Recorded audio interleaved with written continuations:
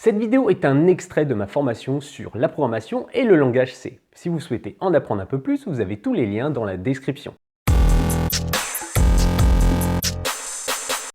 Nous allons de nouveau étendre notre tableau des types de variables utilisables en C, avec encore deux nouveaux mots-clés qui vont nous permettre de modifier le comportement de certaines de nos types de variables. Alors vous pouvez voir qu'il y a 4 nouvelles lignes qui ont été ajoutées. Et en fait, on a utilisé deux nouveaux mots-clés qui sont short ici et long. Donc short pour court et long pour long. Et en fait, vous allez voir que ça permet simplement de modifier la taille que va prendre notre variable en mémoire. Notamment ici, nous avons le type short int ou short tout court. On peut simplement écrire short et on n'est pas obligé d'écrire forcément short int. Et on peut voir que ce type de variable, donc ça reste un entier, mais ça prend en mémoire seulement 2 octets. Alors que le type long int ici, ou long tout court, lui va prendre 4 octets. Donc ça permet finalement d'avoir un type entier, mais sans l'ambiguïté de savoir si ça va être 2 ou 4 octets en fonction du type de compilateur et de l'ordinateur que va avoir l'utilisateur. Il y a une petite subtilité également avec le long. Ici, on peut voir que pour l'affichage de notre variable dans printf, ça ne va pas être %d, comme pour le short et pour le int tout court, ou pour le unsigned int également tout court, mais cette fois-ci un LD, parce que c'est un long int. Vous pouvez voir qu'il est également possible de combiner à la fois les mots-clés que nous avons vus dans la vidéo précédente avec les mots-clés que nous venons de voir maintenant.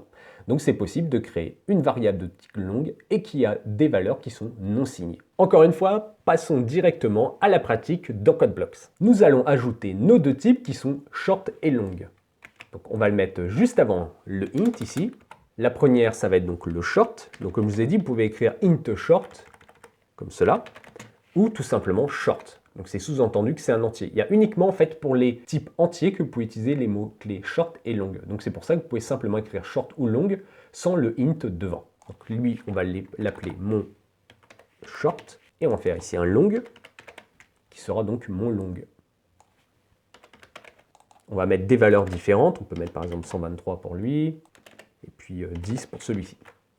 Ici, on va bien sûr changer le printf, donc mon short, ici c'est mon long, et on va mettre donc toujours ici les noms des variables, c'est mon short ici et mon long ici. Et pour les sizeof, on va mettre également les types, donc short et long. On enregistre, on va maintenant compiler pour vérifier qu'on n'a pas d'erreur. Vous pouvez voir qu'il y a un warning ici. En effet, dans mon printf ici, j'ai laissé le %d pour l'affichage de mon long, alors que je vous ai dit dans le slide qu'il y avait besoin d'utiliser le %ld pour afficher un long. Donc on va mettre %ld.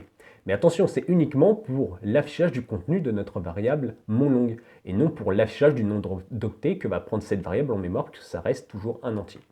Donc j'enregistre, je compile de nouveau pour vérifier que je n'ai plus d'erreur. Je n'ai plus de warning non plus, très bien. On va donc exécuter notre programme. Et cette fois-ci, on a le résultat que l'on souhaitait. Donc on a mon short qui est égal à 10, et il prend 2 octets en mémoire comme je vous ai montré dans le slide. Et on a mon long égal à 123, et qui a en mémoire une taille de 4 octets. Nous avons donc vu dans cette vidéo l'utilisation des mots-clés short et long pour étendre nos types d'entiers.